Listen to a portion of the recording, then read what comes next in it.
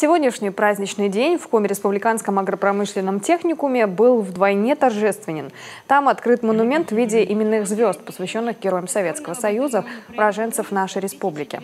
Местная кедровая аллея, появившаяся здесь к прошлогоднему Дню Республики, теперь имеет более глубокое воспитательное значение. От имени главы Республики Коми, правительства и Министерства образования, науки и молодежной политики я благодарю вас за этот вклад. Я желаю студентам Коми-республиканского агропромышленного техникума гордо нести, ухаживать и обращать внимание на каждое имя, чтобы этот достойный пример был неотъемлемым атрибутом вашей жизни. При техникуме действует Центр студенческого самоуправления «Востемс», в переводе «Зорница», и клуб «Патриот». И именно инициатива студентов помогла осуществить благородную задумку. Ребята принимали в возведении монумента непосредственное участие. Ведь значение сегодняшнего события для нынешнего молодого поколения трудно переоценить.